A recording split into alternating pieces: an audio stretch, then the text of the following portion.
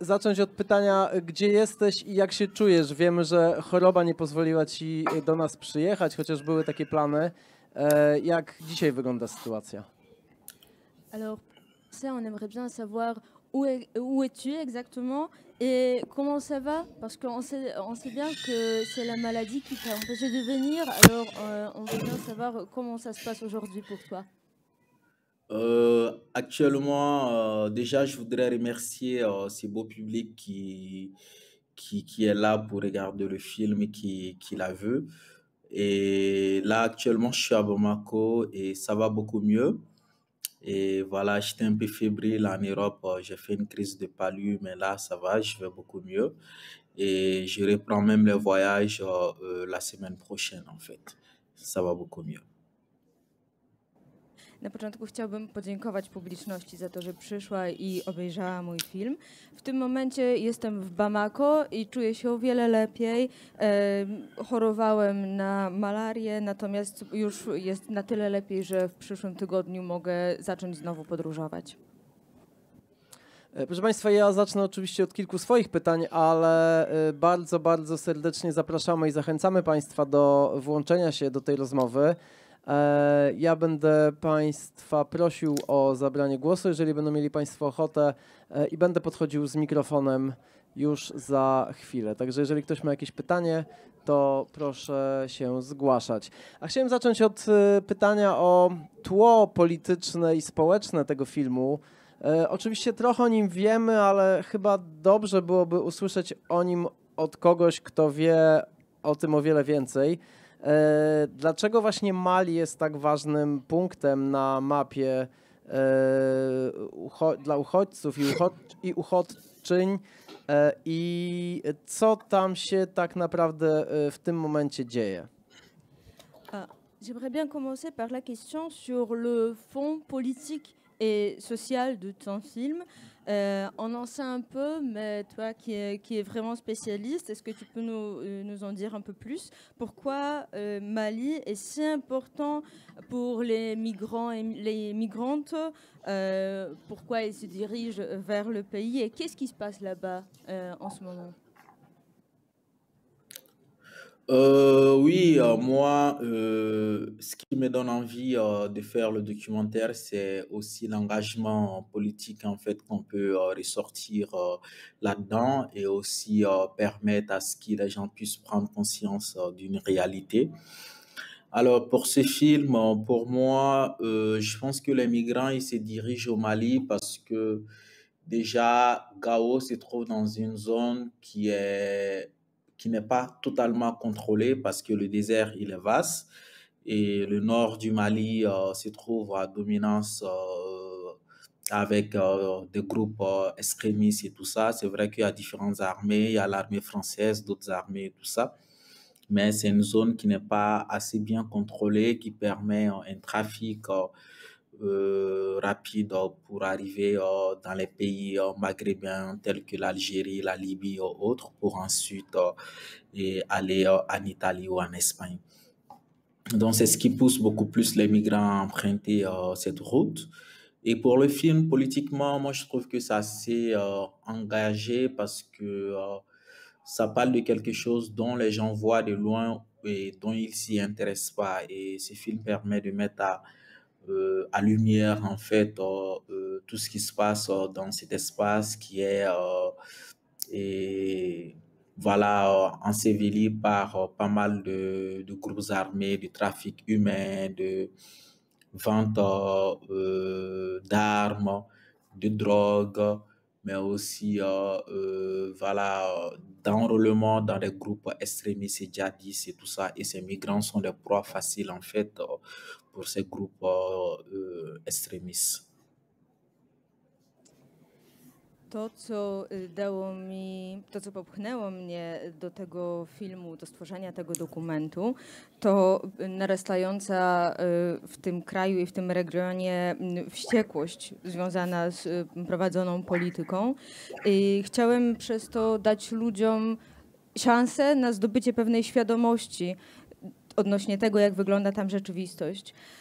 ludzie, którzy zmierzają do Mali, a zwłaszcza do Gao, kierują się tym, że jest to strefa, która jest jeszcze mało kontrolowana czy słabo kontrolowana, ponieważ pustynia jest bardzo szeroka, bardzo duża i nie da się tam wszystkiego kontrolować. Na północy Mali oczywiście są różne wojska, między innymi francuskie, są różne grupy ekstremistyczne, które tam działają, natomiast Gao ze względu na to, że jeszcze nie jest pod taką silną kontrolą, jest świetne do tego, żeby przemycać zarówno broń, jak i narkotyki, jak i ludzi i po prostu sprzyja podróżom w stronę Algierii, w stronę krajów Magrebu, a stamtąd dalej w kierunku Europy i Włoch między innymi.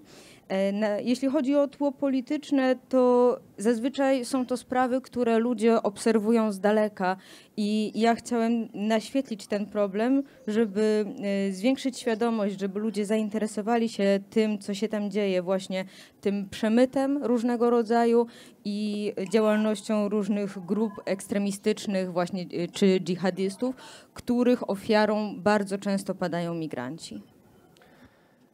Jak trafiłeś do Gao?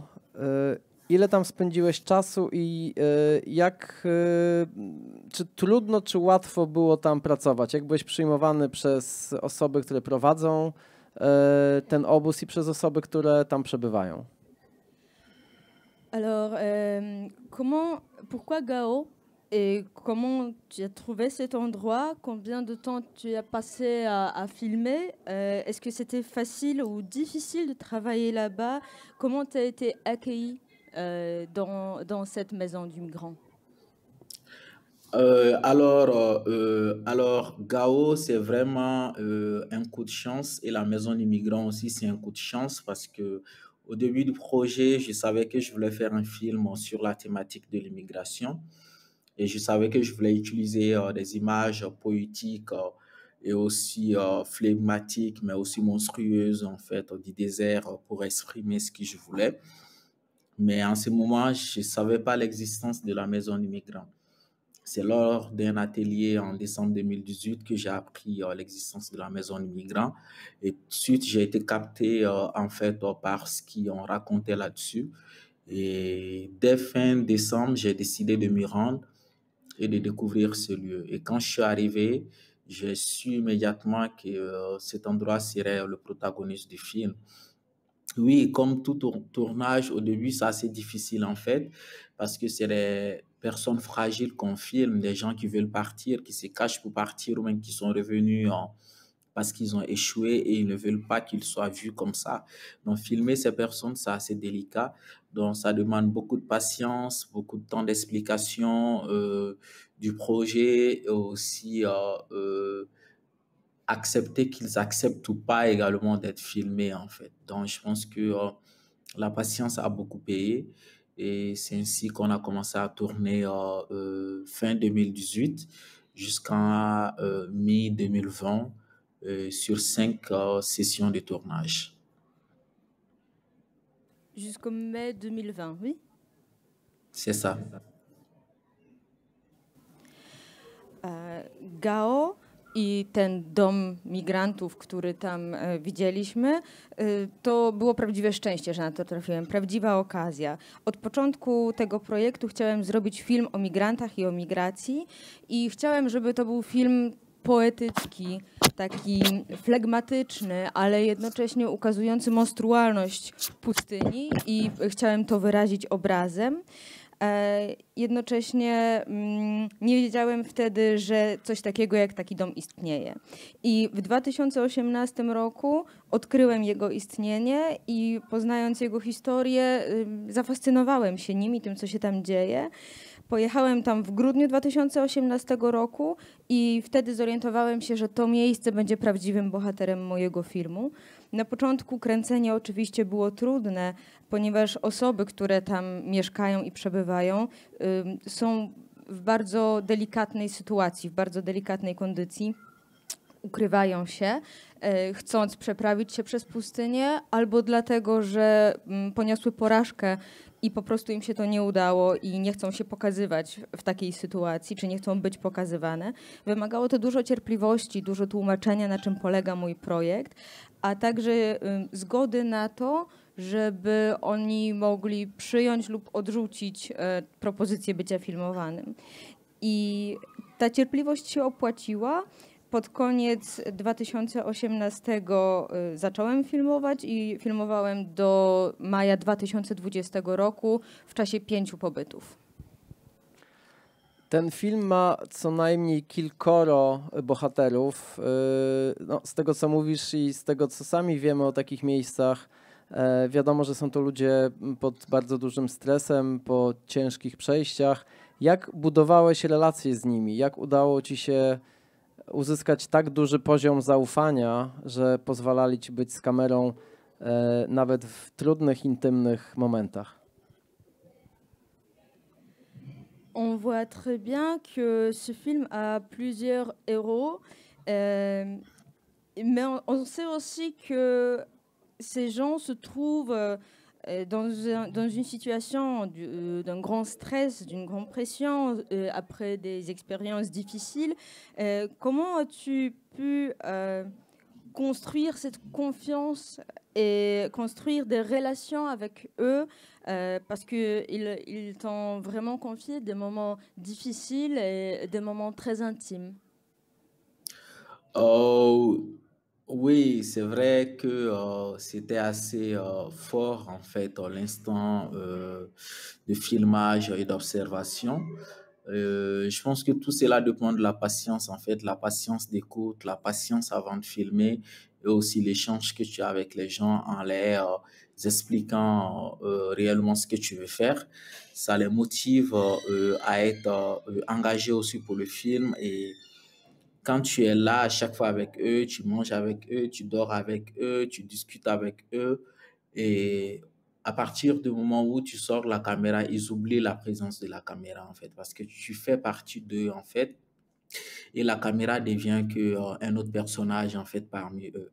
Et je pense que c'est cette intégration au sein, en fait, de ces lieux et qui, d'un côté, m'a fait même peut-être passer pour un migrant qui voulait aussi partir et leur a donné une confiance absolue au sujet et ils se sont laissés emporter par l'observation, le filmage. To prawda, że niektóre momenty ukazane w filmie były bardzo silne i wynikały z takiej intensywnej obserwacji, ale to, co odegrało najważniejszą rolę, to była właśnie cierpliwość i to, że słuchałem tych ludzi, którzy tam byli, rozmawiałem z nimi o ich doświadczeniach, tak naprawdę tłumacząc im intencje, które stoją za moim projektem, starałem się ich motywować oni dzięki temu angażowali się właśnie w udział w tym filmie. Będąc tam, spałem wśród nich, jadłem z nimi, rozmawiałem z nimi i tak naprawdę w momencie, w którym wyciągałem kamerę, oni zapominali zupełnie o jej istnieniu. Najważniejsze było to, żeby stać się jednym z nich i kamera także stawała się jednym z nich, stawała się częścią tej grupy. Zintegrowałem się na tyle, że czasami uchodziłem nawet za migranta, który mieszka tam w tym ośrodku, a to wszystko po prostu było oparte na zaufaniu. Wspomniałeś, że początkowo film miał być bardziej o pustyni niż o problemie uchodźstwa. I rzeczywiście widać w tym filmie, że pustynia jest bardzo ważną jego bohaterką. To zwłaszcza ta piękna, poetycka scena tych przeplatających się głosów na tle obrazu pustyni. Chciałem zapytać, jak szukałeś języka do tego, żeby filmowo opowiadać o tym miejscu, o pustyni? Au début, tu as mentionné que tu voulais aussi montrer le désert, que le désert était un héros important de ton film. On voit surtout une très belle scène des voix juxtaposées qui illustrent le vide du désert. Et comment est-ce que tu as cherché le langage de ce film. Comment tu as réussi à trouver ce langage que tu as utilisé finalement? Euh, oui, en fait, je pense que le désert, en fait, et l'eau et tout ce qui représente, en fait, le voyage faisait partie de l'idée initiale de ce projet. Dès le début, je savais que je voulais faire quelque chose de métaphorique, allégorique, mais poétique, qui raconte, en fait, le départ, mais sans qu'on ne voit les gens, en fait, et que il y a que des voix qui nous amènent dans ces endroits et qu'on découvre, en fait. Donc, ça, c'était clair un peu dans ma tête. Donc, quand on a eu à faire cet atelier où j'ai découvert en fait la maison des migrants, c'est d'où l'idée est venue de utiliser le désert de façon saccadée en différentes séquences pour construire la structure narrative en fait du film en fait en posant des voix là-dessus. Ouais. Donc, l'idée, c'était de amener le spectateur dans le désert sans y être avec un personnage et de voyager avec différentes histoires également.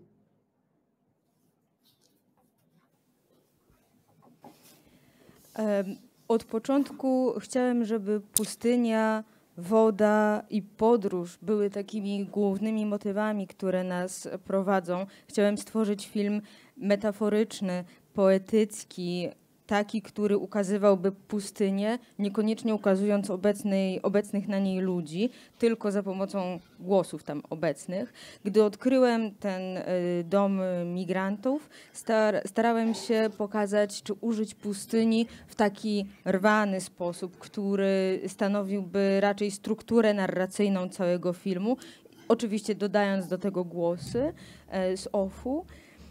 I chciałem, żeby te sceny jakby bez udziału ludzi również opowiadały te historie, jeśli chodzi o przestrzeń pustyni.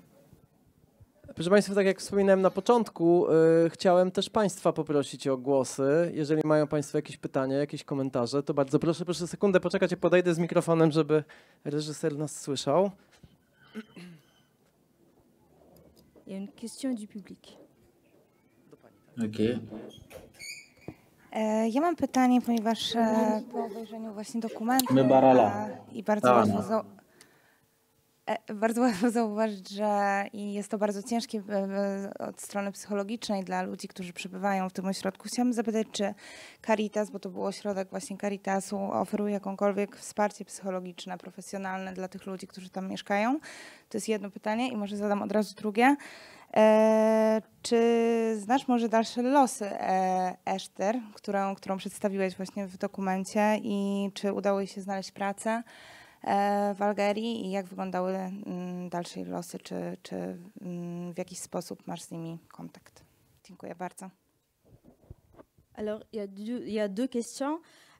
La première, on voit très bien que dans la maison du migrant, il y a des gens qui ont besoin d'une certaine aide psychologique ou du soutien psychologique. Est-ce que le Caritas fournit ce type d'aide à des migrants qui vivent ou qui passent à travers cette maison? Et la deuxième question, est-ce que tu connais l'avenir d'Esther? Est-ce que tu l'as suivie? Est-ce qu'elle a trouvé le travail en Algérie ou bien elle a réussi à venir en Europe? Est-ce que tu es en contact avec eux?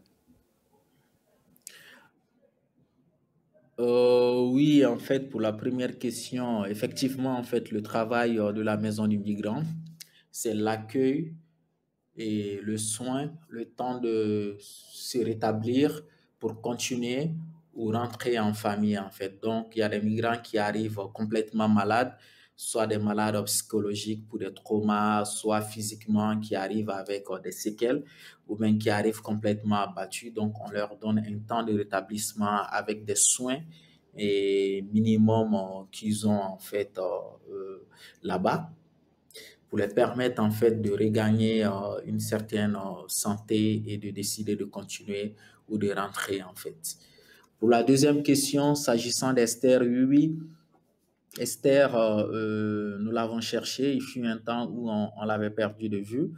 Elle est à Tamaracet en fait, où elle voulait continuer en Libye pour prendre le bateau pour l'Italie. Donc, quand nous, on est rentré en contact avec elle, on a réussi à la convaincre de ne pas partir et de rester. Donc, avec l'équipe du film et surtout l'équipe d'Impact, on l'a mis dans une maison d'accueil à Tamaracet. Donc, on cherche un moyen pour la ramener sur Alger. Et de Alger, on essaie de voir avec les partenaires comment la faire venir en Europe et lui permettre d'avoir l'asile, en fait, vu qu'elle est mineure. Sinon, elle se porte bien aujourd'hui et nous sommes en contact avec elle et j'échange avec elle presque chaque jour sur WhatsApp. Mais elle se trouve en Algérie, à Tamaracet.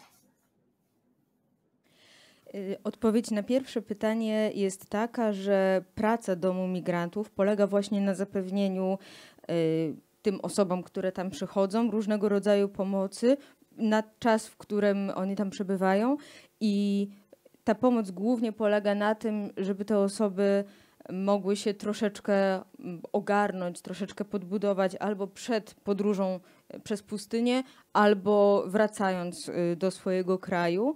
I ta pomoc świadczy się zarówno na poziomie psychologicznym, jeśli chodzi o jakieś wsparcie przy doznanych traumach, i na poziomie medycznym, zupełnie fizycznym. Czasami te osoby są zupełnie wycieńczone i wymagają po prostu takiego wsparcia, więc organizatorzy starają się zapewnić je i tak, żeby te osoby wydobrzały choćby w najmniejszym stopniu, żeby były w stanie kontynuować. Natomiast jeśli chodzi o Ester, to na początku straciliśmy z nią kontakt, nie mieliśmy tego kontaktu przez pewien czas. Wiedzieliśmy, że ona chce się udać do Libii, żeby stamtąd próbować dostać się do Włoch, ale w końcu ten kontakt nawiązaliśmy, udało nam się ją przekonać, żeby nie wyjeżdżała. Teraz umieściliśmy ją razem z ekipą filmową, postaraliśmy się o to, żeby trafiła do takiego centrum pomocy, centrum dla migrantów w Tamaracet. I staramy się ją teraz ściągnąć do Algieru, żeby w jakiś inny sposób spróbować pomóc jej w dostaniu się do Europy i w uzyskaniu wizy, dlatego że jest jeszcze osobą nieletnią. Natomiast jestem z nią w kontakcie i rozmawiamy praktycznie codziennie, wszystko jest u niej dobrze. Już podchodzę. Proszę bardzo. Il y a une autre question du public? Film zaczyna się od sceny na cmentarzu. Chciałam zapytać o to, skąd, znaczy jakie były powody, no bo ta pierwsza scena to jest młody człowiek urodzony około 96 roku, czyli tam jakieś 20 lat. Czy te osoby po prostu przyjeżdżały tak wycieńczone, że umierały na miejscu? Czy to są osoby gdzieś znalezione na pustyni? To jest pierwsze pytanie. A drugie pytanie jest też takie, jakie są kryteria przyjmowania, jeżeli są jakieś do tego domu i jak długo mogą tam migranci pozostać? No bo historia Nataszy, która jest tam przez 5 lat, no pokazuje, że rzeczywiście czasami pozostają bardzo długo i czy jest jakiś pomysł na, nie wiem, na to, żeby mogli podjąć tam jakoś lokalnie pracę, no bo to jednak jest niezwykle ciężkie przebywanie w takim obozie w zawieszeniu i bez żadnego zajęcia. Więc dziękuję. De nouveau, il y a deux questions. La première, le film commence par une scène sur le cimetière. Pourquoi tu as voulu commencer comme ça? Et là, on voit le tombeau d'un jeune homme qui a à peu près 20 ans, qui est décédé à peu près 20 ans. Et la question, est-ce que les gens qui arrivent là-bas sont épuisés à tel point qu'ils meurent sur place, ou bien ils sont trouvés sur le désert? Et la deuxième question, quels sont les critères d'accueil à la maison du migrant et combien de temps les gens peuvent passer là-bas? Et parce qu'on voit l'exemple de Natacha qui est là depuis 5 ans et ça paraît très longtemps. Et est-ce que le centre, cette maison du migrant, a une idée de trouver le travail des gens qui s'y trouvent? Et parce que ça semble être très difficile de passer beaucoup de temps dans la maison du migrant sans une occupation quelconque? Merci pour les trois questions qui sont assez intéressantes. Premièrement, déjà, pourquoi j'ai commencé la scène par le cimetière et la rénovation des tombes? Parce que dès le début du film, on a voulu installer quelque chose d'allégorique, de métaphore en fait. On a commencé par le soleil, qui représente la dureté de la vie, la chaleur et la soif et tout ce qui est dur. Et après, on a le sable scintillant qui survole en fait. Et on a un arbre. Et sur l'arbre, on a un habit en fait qui est suspendu sur l'arbre en fait. L'arbre peut pas protéger en fait cet habit du soleil, donc ça représente en quelque sorte en fait, l'âme qui s'envole, l'âme qui se perd et l'âme qui essaie de s'accrocher à la vie. Et on arrive maintenant sur le cimetière où on décore les tombes. Après, à quel point c'est désert et dont les parents n'ont plus de nouvelles. C'est pour montrer à quel point il y a beaucoup de corps qui sont restés sans identification et qui aujourd'hui, la maison du migrant leur donne une forme d'identification pour que si les familles décident demain de chercher leur enfant, qu'ils puissent trouver les traces dans ces lieux. Et c'est vrai aussi qu'il arrive souvent que la Croix-Rouge ramasse des corps dans le désert et les ramène à la maison des migrants qui les enterrent et qui les font une identification. Si la personne n'a pas de papier sur lui, si on sait que la personne vient de tel pays, on met juste le nom du pays. Ça permet quand même de lui offrir une tombe en fait. Maintenant, s'agissant de la maison du migrant, la maison du migrant dans son truc accueille les gens en fait maximum 10 jours en fait. Ça, c'est le principe de la maison du migrant. Tu as 10 jours pour te rétablir et te reposer, décider de partir ou de retourner en famille. Le cas de Natacha est un cas particulier parce que Natacha a perdu la mémoire. Elle ne sait plus comment retourner chez elle et on a l'impression en fait qu'elle fuit quelque chose dont elle n'a plus envie d'affronter. Donc cette maison du migrant lui sert en fait de protection. Donc du coup, c'est assez compliqué en fait pour la maison du migrant de la mettre dehors, de la chasser en fait. Cette maison ne chasse personne en fait, ne met personne dehors. Mais le règlement stipule que tu fais 10 jours pour te reposer et au-delà des 10 jours, tu cherches un boulot dans la ville en fait qui t'occupe. C'est-à-dire tu cherches un boulot de coiffeur, de manœuvre, de menuiserie ou autre, mais qui te permet de gagner de l'argent et de t'occuper en fait. Donc c'est ça le règlement en fait de la maison du migrant. Et en termes de critères en fait d'accueil, la maison du migrant n'a pas de critères. Elle accueille toutes les personnes de tout âge, de toutes les nationalités. Elle a eu à accueillir des Asiatiques, elle a eu à accueillir voilà, des Arabes, des Africains noirs. Même il y a eu voilà, des groupes de touristes blancs qui ont été kidnappés, qui sont passés là-bas. Elle accueille toute personne qui se trouve dans un état de besoin d'accueil et qui, voilà, qui est sur le point de traverser, soit de venir ou de partir en fait. Merci beaucoup. Merci. Bardzo dziękuję za te interesujące pytania.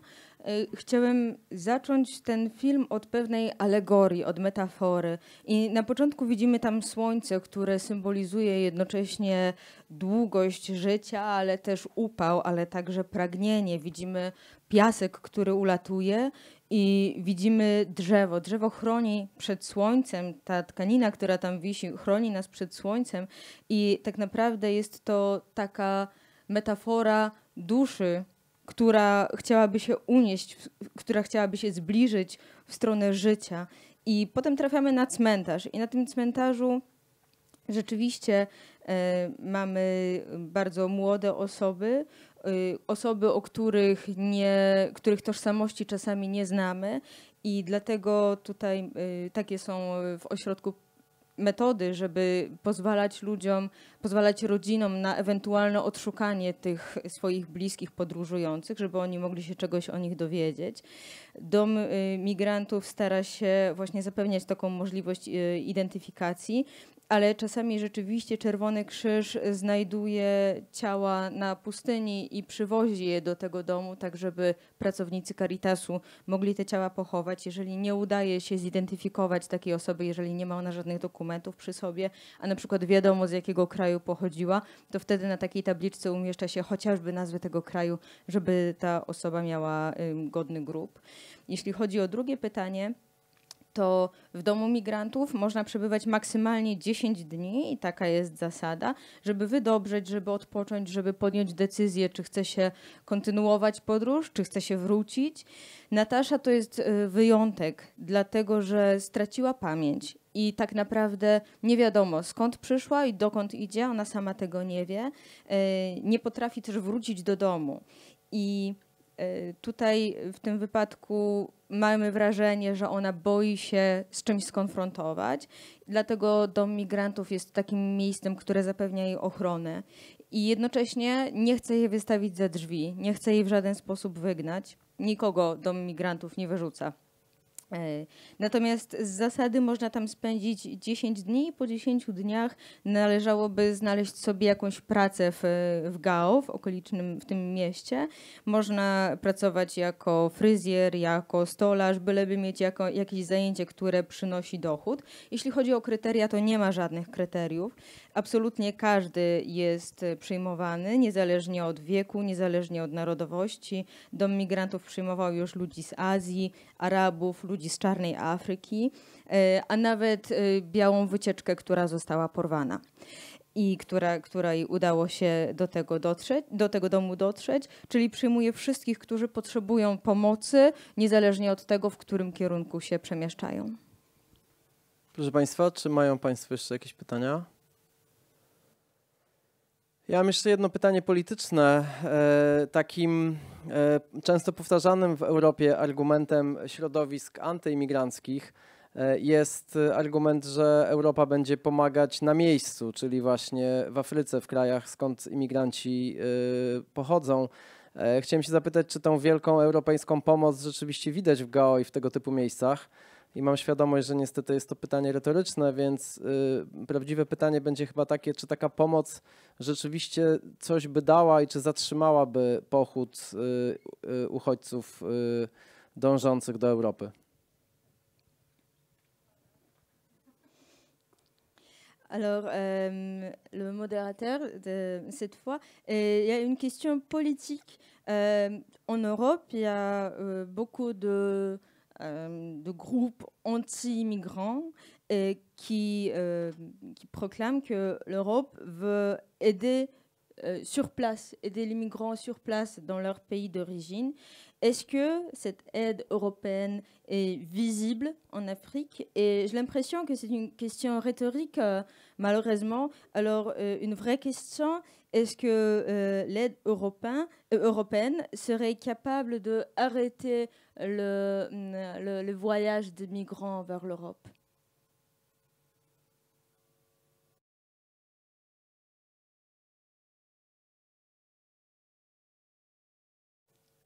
On n'entend rien, pardon, malheureusement, on a un problème de connexion.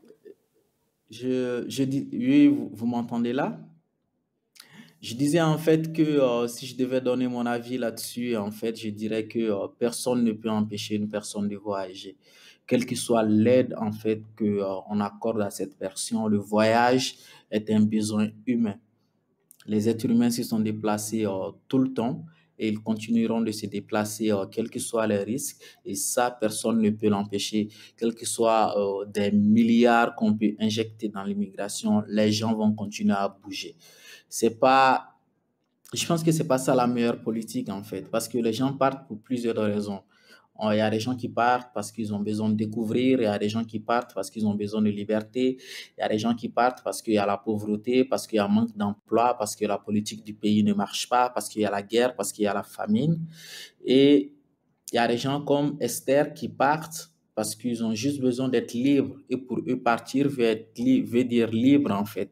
Et je pense que la politique que l'Europe mène est une politique assez gauche pour moi, parce que on peut pas empêcher, on peut pas dire aux gens de ne pas bouger quand ces mêmes personnes sont pillées dans leur pays, en fait.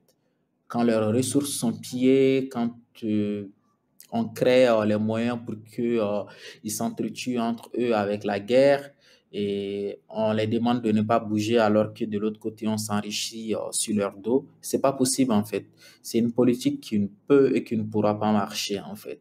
Ce qu'on doit faire, c'est d'arrêter de venir, en fait, s'enrichir dans les pays pauvres comme l'Afrique en extrayant les ressources et minières telles que l'or, le diamant, le pétrole, l'uranium, le colbait ou le fer, le zinc et autres, et qu'on arrête de créer des groupes qui s'entretuent entre eux en créant une forme de guerre parce que les armes, ça vient d'où? En Afrique, il n'y a pas d'usine d'armes. C'est l'Europe qui vend les armes dans les différents pays. Donc, pour moi, c'est une lutte vaine de se dire, OK, nous, on va rester bien chez nous au chaud, ne venez pas nous déranger, voilà, restez chez vous. Ça ne peut pas marcher. Les gens ont besoin de bouger. De la même manière que eux, ils peuvent voyager facilement pour venir dans les différents pays de l'Afrique sans difficulté, souvent même sans besoin de visa. C'est de cette même manière que s'ils ferment les frontières et nous obligent à prendre des visas ou à être dans les conditions idoines, c'est-à-dire quand tu n'as pas de moyens, des moyens d'argent dans ton compte bancaire, tu ne peux pas voyager. Les gens ils vont trouver d'autres moyens pour pouvoir voyager. Parce qu'aujourd'hui, on est dans un monde interplanétaire et où tout est connecté en fait. Tout ce qui se passe demain en Pologne, nous, on le sait ici par les médias, par les réseaux sociaux, par tout ce qui se passe en France, les gens le savent. Donc aujourd'hui, rien n'est caché en fait. Les gens voient tout et ça ne peut pas empêcher les gens de voyager parce que les gens ont envie de découvrir. Ils sont, voilà, c'est ça en fait. Il y a la curiosité, il y a l'envie de découvrir, il y a comme ceux de l'Europe qui ont envie de faire du tourisme en Éthiopie, au Kenya, au Mali, à Tombouctou ou ailleurs. C'est presque pareil en fait. Et je pense que, voilà, c'est une lutte vaine dans ce sens de dire que ils vont injecter de l'argent et empêcher les gens de voyager. Ça, c'est ma façon de voir les choses en fait. Merci. Jeśli o mnie chodzi, to uważam, że nie można przeszkodzić ludziom w podróżowaniu. Nie można zabronić i uniemożliwić ludziom podróżowania.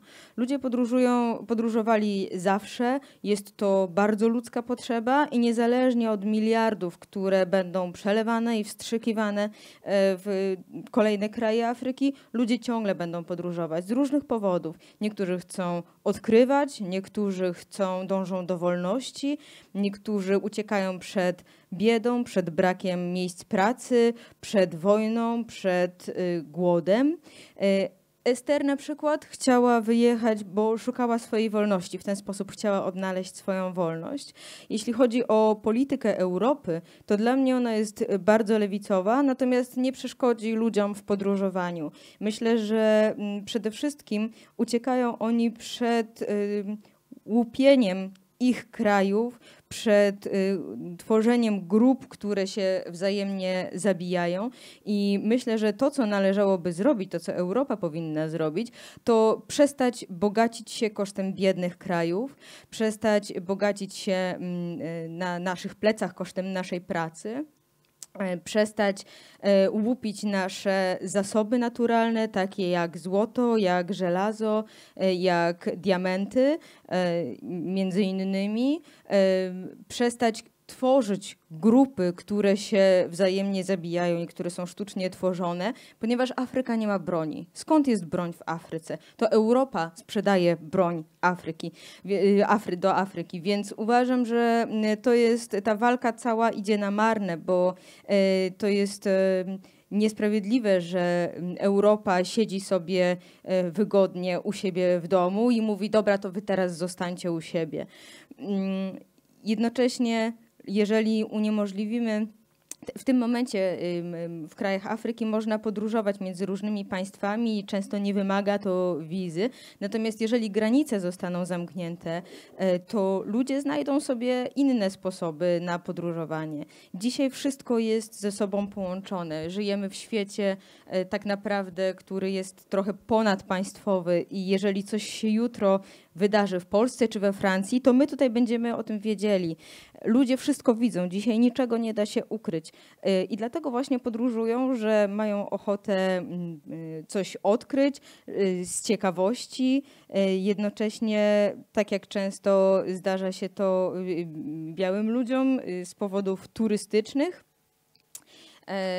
Natomiast uważam, że wstrzykiwanie mnóstwa miliardów w te kraje po prostu jest walką toczoną na marne. Bardzo Ci dziękuję za odpowiedź. Myślę, że w naszym uprzywilejowaniu i zadufaniu w Europie potrzebujemy takich mądrych, krytycznych głosów. I na koniec mam jeszcze jedno krótkie pytanie, które zwykle na koniec spotkań zadajemy reżyserom i reżyserkom. Nad czym teraz pracujesz? Czy jest jakiś projekt na tyle zaawansowany, że możesz o nim powiedzieć nam chociaż kilka słów? Merci pour ta réponse. J'ai l'impression qu'en Europe, tellement privilégiée, on a besoin de voix critiques comme la tienne. Et une dernière question qu'on pose souvent à des réalisateurs, est-ce que tu as déjà des projets assez développés, assez avancés pour que tu puisses nous en parler?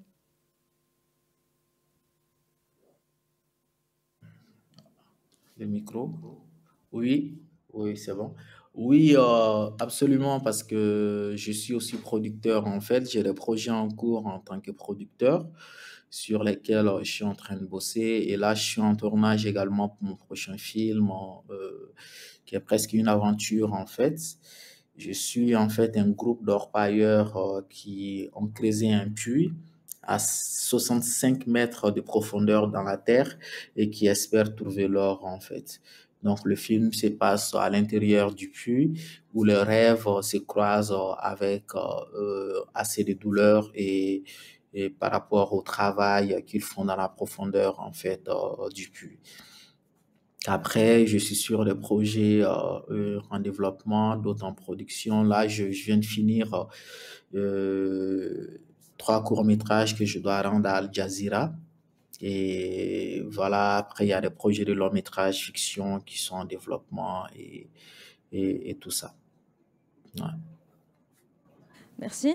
Oczywiście mam kilka różnych projektów, ponieważ jestem również producentem, więc teraz pracuję nad różnymi projektami producenckimi, a także nad swoim kolejnym filmem, który będzie opowiadał o grupie górników, ludzi, którzy kopią studnie na głębokości 65 metrów, szukając tam złota, chcą się dokopać do złota i tak naprawdę ten film będzie dział się we wnętrzu tego szybu.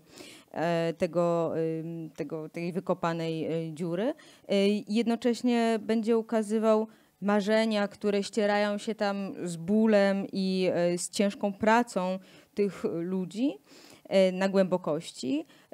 Równocześnie mam projekty 3 krótkich metraży, które właśnie produkuję dla Al Jazeery i 1 długi metraż, ale to już nie będzie dokument, tylko to będzie film fabularny.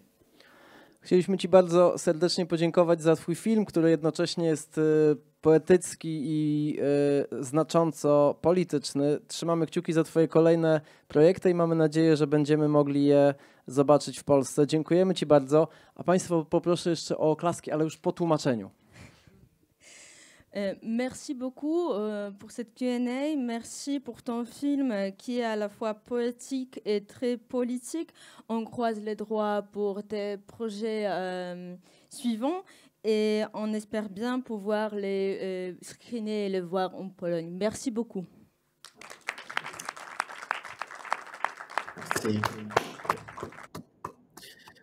Ben, c'est moi qui vous remercie surtout d'avoir sélectionné le film pour ce beau festival, le Gravity Millennium, qui est un festival assez magnifique. Et j'ai vu aussi que la sélection des films était magnifique. Et ça fait plaisir de voir que les gens renouent avec les salles de cinéma dans ce temps de maladie à Covid qui rend les choses plus difficiles.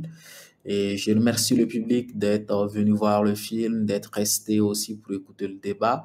C'est pourquoi on fait les films pour les gens et ça fait plaisir que les gens ils vont le regarder. Et ça fait aussi plaisir qu'il y ait des festivals comme Gravity pour nous donner l'occasion d'exprimer notre talent. Merci à tous. Dziękuję bardzo za to, że mój film został wybrany na ten festiwal, który jest wspaniały i widziałem też tytuły, które są tu prezentowane, równie fantastyczne. To wspaniałe i to sprawia wielką przyjemność mi również, że ludzie wracają do kin w tym trudnym covidowym okresie, kiedy wszystko wymaga większego wysiłku. Bardzo dziękuję za udział publiczności, za udział w tej debacie. Po to właśnie robimy filmy, robimy je dla ludzi, a takie festiwale jak Millennium Dogs Against Gravity pozwalają nam również dać ujście naszym talentom. Dziękuję bardzo. Proszę Państwa, dziękuję Państwu bardzo serdecznie, że zostali z nami Państwo tak długo we wtorkowy wieczór. Przypominam, że 18. edycja Millennium Dogs Against Gravity nadal trwa. Jesteśmy chyba nawet jeszcze nie w połowie, jeszcze nie na półmetku tej imprezy, tego wydania tej imprezy. Także zapraszam Państwa na kolejne projekcje, na kolejne filmy, na kolejne rozmowy po projekcjach. Dziękujemy, że jesteście z nami. Bądźcie z nami aż do niedzieli. Dobranoc. Dobranoc.